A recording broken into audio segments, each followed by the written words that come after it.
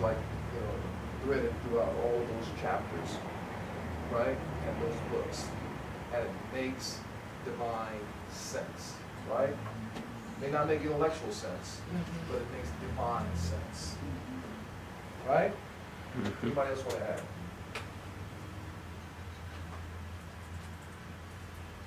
Hallelujah. Well, you were talking about the Holy Spirit will teach you in the same hour what to say. Yeah. Oftentimes when I go to prayer or I pray for someone else, I have to refocus my mind. I first ask the Holy Spirit to pray through me.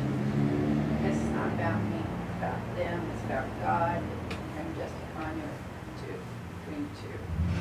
And so I have to focus my mind to allow that, because sometimes it's just me, and I don't want it to be me at all. I want them to know it's God touching them, feeling them, speaking to them. So I will consciously say, Holy Spirit, pray through me. Give me the word, because I don't want to think about what I'm going to say, because what I'm going to say, it means nothing. So one time I was going to Roseburg with my husband, because his grandmother was dying supposedly that night. We were told she was going to die tonight, so we rushed down there. And I thought, I'm going to rehearse what I want to say, and then the next moment I said, no, Holy Spirit, I'm going to wait on you and rely on you. I'm not going to think about what I'm going to say at all, but I want to talk to my grandmother, because she was dying and I didn't know if she was saved or not. So, and my husband and his brother both went with me, and neither one of them are saved. And so I was a little intimidated by that, and so I just prayed for God to just work that all out.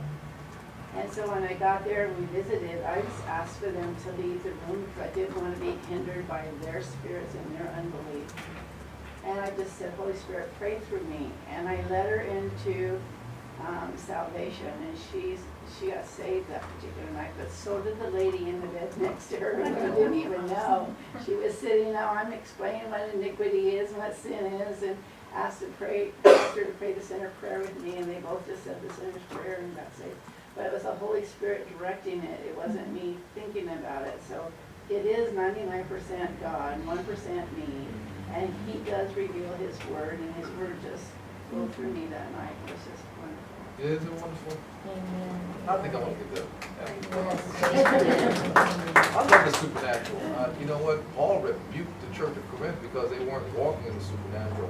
And not just the supernatural, but the divinely supernatural, because the supernatural is out there. Anybody can access the supernatural. Y'all know that? Yes. Yeah. But we're talking about divinely supernatural, that which God has endorsed and co-signed, and the signatures upon it.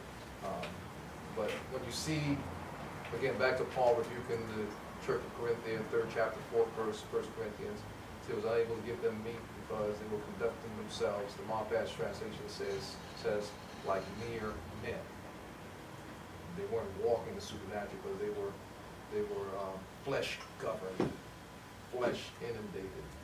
And we know what the text says there in Romans 8:8 about the carnal mind and the flesh is enmity against God. It's not subject to the law of God, even you can't be. So those who are after the flesh cannot please God.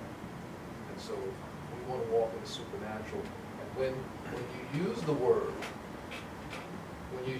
word, this is the introduction to the supernatural. It's the introduction to the God honoring your words. The introduction to the Holy Spirit backing you with power and with fire and with revelation and with the gifts of the Spirit when you use the word. When you use the word, you set that platform and that stage for those things that are impossible to be granted. You can do all things when you do the word. And God will honor His word with signs following. Following, that means you got to step out in faith. God's going to honor your faith. You guys with me? Anybody else want to conjecture a commentary? Anyone? Thank you for segueing into that. Okay. Earlier, when you first started this morning, you were talking about faith. Okay. You know, the foundations of our faith.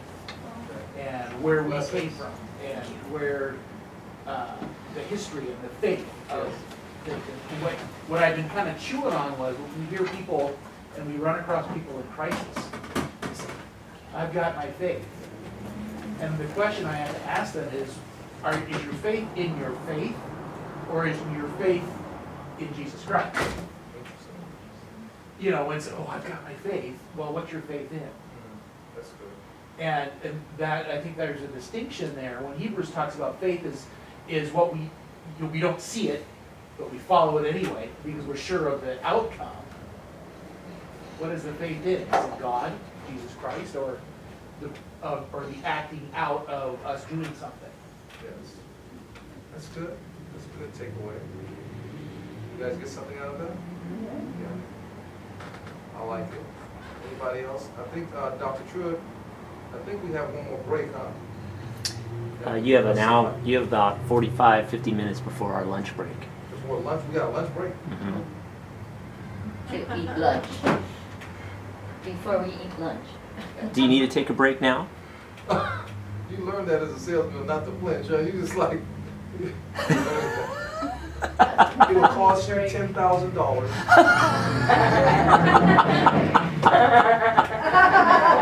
No flinching.